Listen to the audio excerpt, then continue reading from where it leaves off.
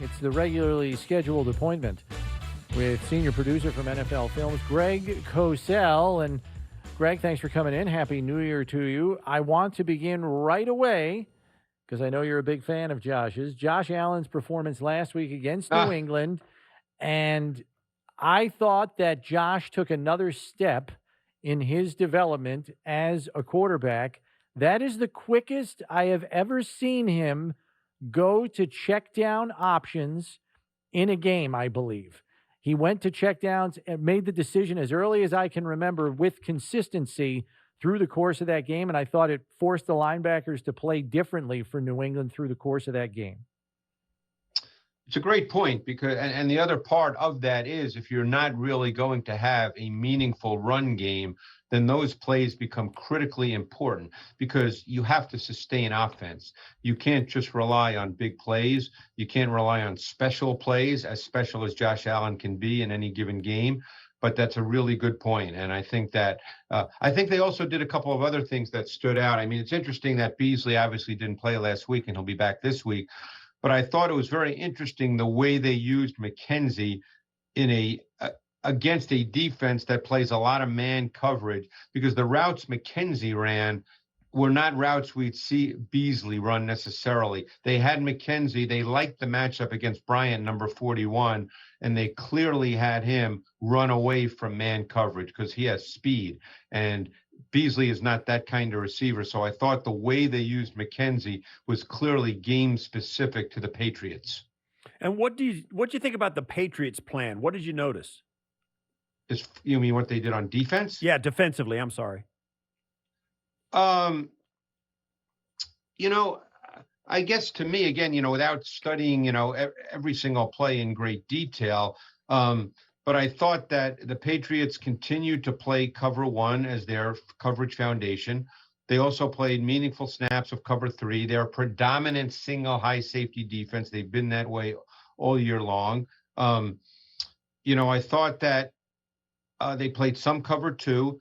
I thought you saw more vertical route concepts from the Bills in this game, man beater type concepts with intermediate crossers featured, things we saw, guys, as you know, more of a season ago. We hadn't seen a lot of from the Bills this season, but I think not as many teams have played man against the Bills as they did a year ago. So I thought we saw that. I wasn't studying necessarily their pass rush per se, but I think Chris made a really good point. I mean, I think those quick throws, to me, what stood out through the game was Josh did an excellent job defeating the Patriots' pressures, either getting the ball out of his hands from the pocket or off movement, and at times running. So, I thought they had a good plan for a team that they know well, and they pretty much knew what they were going to get. Yeah. Last thing on the Patriots game, and then we'll move on to the Falcons here, Greg. I was surprised that with all the problems that Isaiah McKenzie was giving Miles Bryant, that they never seemed to adjust to the matchup. Even McCourty, after the game, in his post-game interview said, I probably should have changed a couple of things, knowing he has the license to do that pre-snap back there as the veteran player. And he said, and I didn't. And it probably could have helped us a little bit more. I realized they had bigger fish to fry, like being worried about Diggs and, adjusting their coverage to stop him. But McKenzie ate them alive. I mean, 11 catches on 12 targets for 125 and a touch. He ate them alive, and they never changed. I was shocked by that. Yeah, and it was the way he ate them up, because obviously, things like jet sweeps, you can't control those, but you certainly can control those crossing routes. And there were, I think, 4 or 5 of them, Chris, that were critical in the game. And the Patriots kind of let that matchup play out. And it's, look, always after the fact, it's easy to say, but McKenzie put up big numbers and was a key factor in the game. But I don't think going into the game, many would have said, hey, the key receiver for the Bills in this game is going to be Isaiah McKenzie. So, sometimes, Steve knows this, sometimes the game just plays out and you kind of realize after the fact. But you're right. I mean, McKenzie with those crossers, he really caused problems for the Patriots and that matchup in particular. So one of the things going forward now with the Buffalo Bills, you get Isaiah McKenzie hanging a day like that on the Patriots, who are one of the Yep. toughest defenses in the league. You have Gabe Davis, who's coming off the COVID list, who's been a guy who's been really productive in limited snaps over the year, and then had stepped in for Emmanuel Sanders, who's still questionable. So you've got all these guys who are, and Cole Beasley, who's been one of the most dependable receivers in the league. Sure. He's off the league. So, and you got Diggs on the other side. So you've got a few too many productive players offensively than you do spots to actually line them up and play. How do you think this offense functions best when you've got, a running game, running game who's, you got a running game that's an afterthought right? But you got a lot of guys who are really productive, but they all some of them play the same spot. Have you seen other teams handle this? It's a tough deal. I mean, then you become, I think, opponent specific. I mean, if you want to start looking at the Falcons are a team that plays predominantly three coverages. They play cover one and cover three, so those are single high safety coverages. But they also play an awful lot of cover two. And one thing that Dean Pease, who's their defensive coordinator, who you guys are familiar with, he spent time in your division. He's been doing this a long time. And one thing that he does a lot of is he does a lot of disguise and late movement to get to his coverages. And I'm sure you'll see that. But to get to your point, Steve, I'm just trying to figure out how they would see it. The coaching staff would see it. Look, we know Diggs is going to be out there. He's the constant. It looks like Sanders may not go. Is that it? Yeah, it's not looking good. He didn't practice the last 2 days, and he's questionable. So you've got four guys, really. I mean, let's put Knox aside for the moment. So you've got four guys. And the way most would look at it is that Davis is the other predominantly outside guy, and that McKenzie and Beasley would be the ones who'd have to share snaps, right? I think that's kind of the way we would look at this. Yeah, probably. Right. Yeah, so it's a tough call, but Beasley and McKenzie are different players. Right. Beasley is really, really good at understanding voids, understanding how to get into zones. He's really he is good against man, but in a different way. He's much better, and Steve, you'd appreciate this more on the return routes, the pivot routes, the whip routes, whereas McKenzie is much better running away from man coverage. So, believe me, I'm not smart enough. Brian Dable hasn't, given me a call this week. I don't know how he sees it yet, but to me, they're different players. So you have to decide, in a given situation, what you anticipate getting from the defense. Right. And then flipping it around to the Falcons offense, it's basically been the Pitts and Patterson show, especially when it comes to big plays. I think they have like 52% of their plays of 20 yards or more on the season, but they're utilized in pretty different ways. I know Arthur Smith moves both of them around a good deal, but seeing Patterson in the slot, I mean, a 6'3", 250-pound guy lining up there is crazy. And the funny thing is they use him on a lot of underneath stuff, and he gets yards after the catch. He's got 40 fewer receptions than Stephon Diggs, and yet he's got about 60 more yards after the catch than Stephon does on 40 fewer receptions. And they also use Pitts as basically a wide receiver. You'll see him line up at boundary X. What'll be interesting in this game, and I think they'll play nickel all the way, but if you count Pitts as a tight end, okay, which he for all intents and purposes he is, then the Falcons are a base personnel offense. They have played out of three wide receivers less than 30% of their offensive snaps. Only the Dolphins have played a lower percentage of what we call 11 personnel. So, but I think that they will view, again, this is my view of how Sean and Leslie will go about this. I think they will see Pitts as a wide receiver, and I think they'll be less concerned about the run game. This is not New England.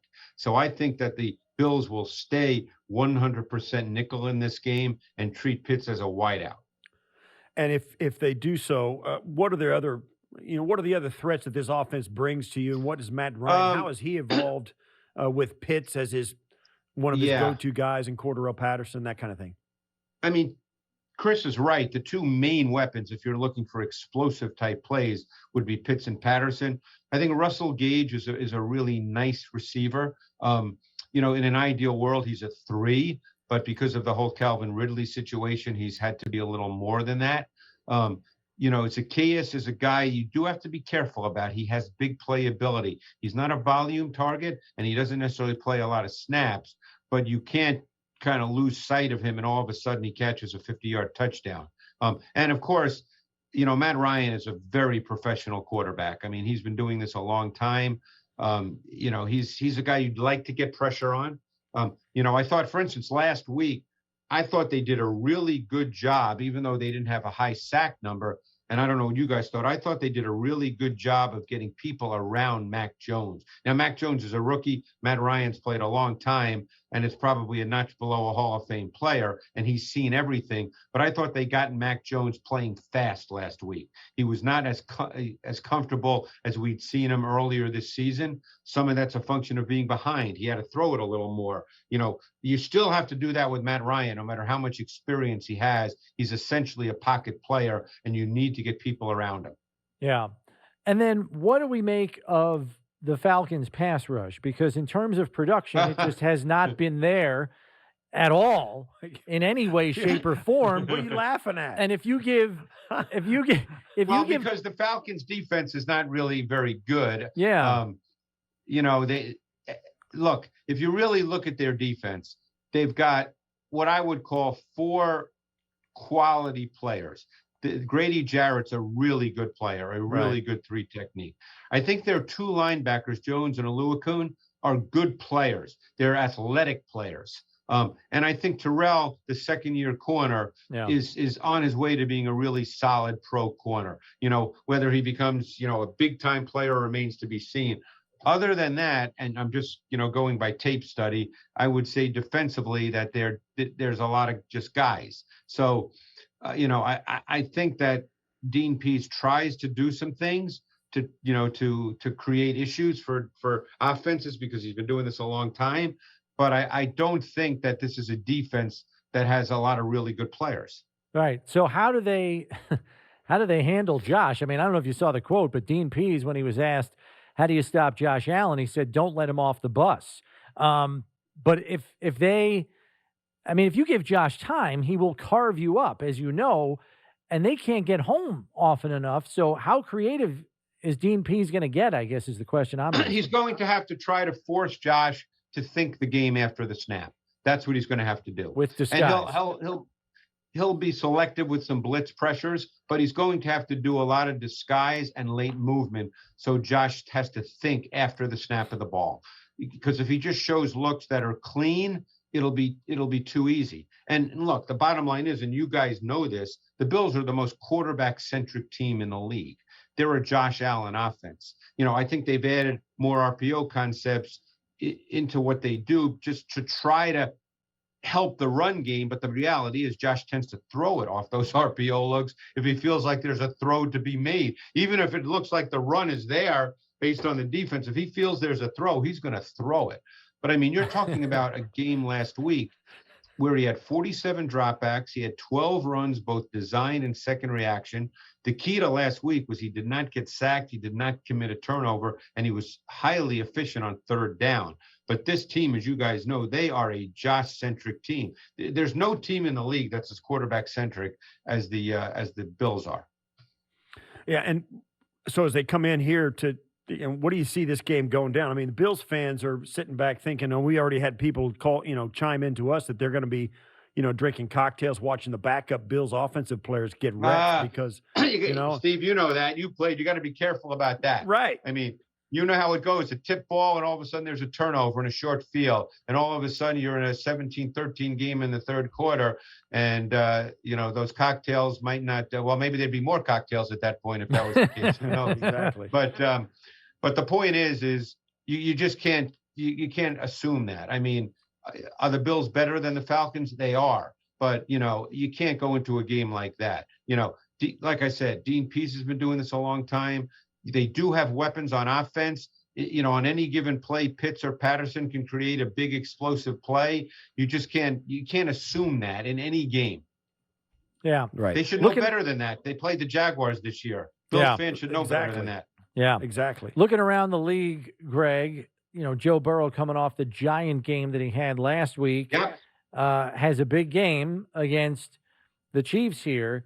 Are you anticipating a shootout between these two teams, or has the Chiefs defense gotten to a place where they can really hold high caliber offenses down a little bit? I think there's two things with the Chiefs defense that make this game not concerning, but that'll make it different for Burrow and the offense. Is number one, their O-line, the Bengals, they struggle in one-on-one pass protection, and they have all year. And they did last week, by the way, as well. And then the Chiefs have a very good D-line. So there's going to be some mismatches there on given plays. Now, Burrow manages the pocket extremely well. He has excellent pocket movement, but he's going to be under more pressure. Secondly, Steve Spagnuolo, since week 8, okay, that goes back a ways, they've played more cover 2 than any team in the league, but it's how they get to cover 2. It's not like the old Tony Dungy days that Steve's familiar with, where you just line up and cover 2. They get to cover 2 in so many different ways.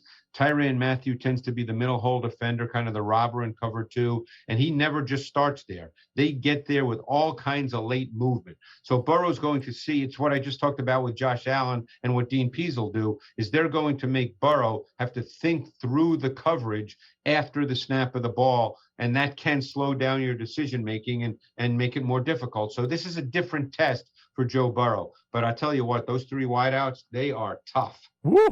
Yeah, it's hard to go that deep in your secondary and match up man-to-man with those guys. And even if they're trying to zone it off, those guys are a talented group. What caught you? I know you probably watched the Baltimore-Cincinnati game on film. What caught you about what Cincinnati was doing?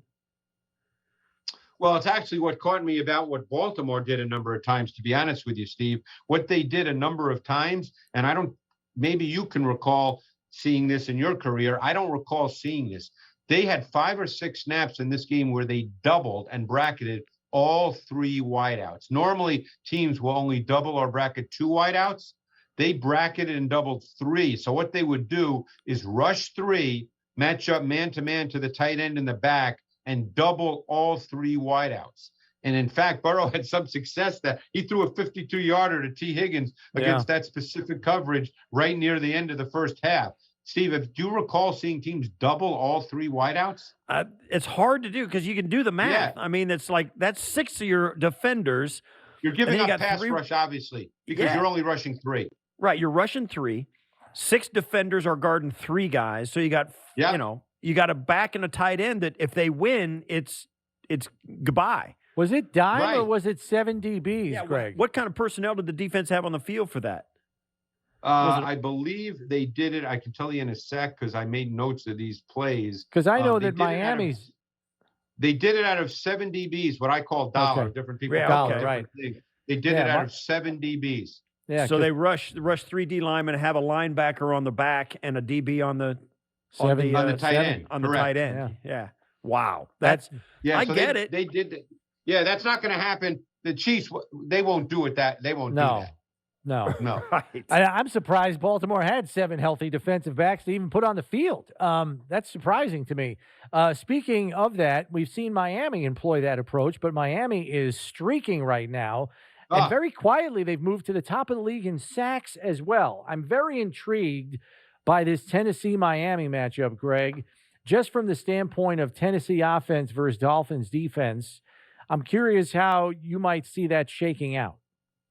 Yeah, well, the everybody talks about Tua, but I think the Dolphin defense has really been fascinating. Right. Because starting week 10 against Lamar Jackson and the Ravens, they started that whole thing, which you're familiar with, where they would put basically 7 guys on the line of scrimmage and almost kind of play off coverage 0. It wasn't press man, but there was technically no deep safety in the middle. Now they'd only rush 5 and they would drop 2 underneath defenders out as kind of underneath zone players, but you don't know which 5 of the 7 are coming. So you have to protect.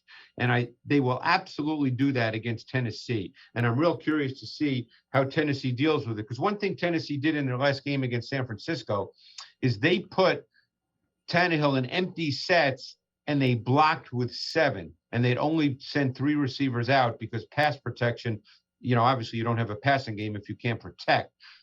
Now, they get some of their own linemen back, but still, when there are 7 guys on the line of scrimmage like that, Steve, you don't know who's coming and who's not coming, and you can't guess, because you can't be wrong.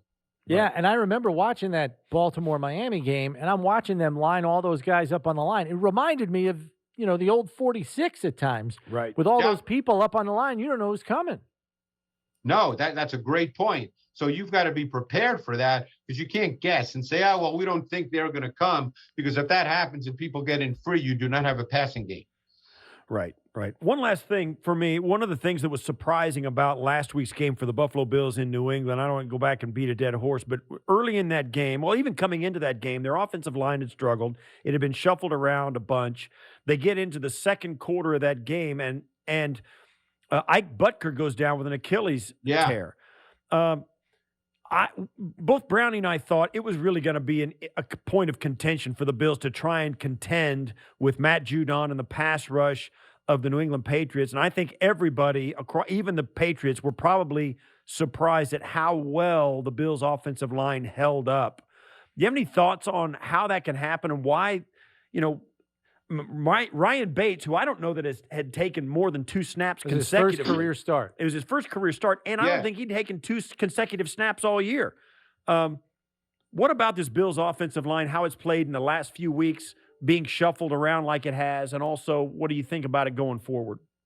I thought it was as good a performance as they've had all year, because it's been an issue, and that's just what the tape shows. That's just the reality. Right. Given that they had a shuffle early in the second quarter when Butker tore his Achilles, because Dawkins came in, obviously he's played left tackle. Brown moved to right tackle. Bates moved to left guard. Williams moved to right guard. I mean, all of a sudden you get that shuffling in the second quarter early in a big game. But I thought they played as good a game as they've played all year. I did not, even though Josh had to move a couple of times, there was no sense in this game to me that Josh Allen was under constant duress at all. Josh Allen was a comfortable player in this game for the most part. And this was a great performance by an O-line that has really struggled in pass protection. You can only hope now. Look, they control their own destiny. So, it's easy to say that, they've got the Falcons and the Jets, they're in. Let's not say that quite yet. But if they do get in, it was a really positive sign with what that O-line did, particularly in pass protection. Right. All right, Greg, as always, thanks for the insight. We appreciate it. We will catch up with you next week. You have a happy New Year. Same to you guys. Really enjoy it. Greg. Thanks.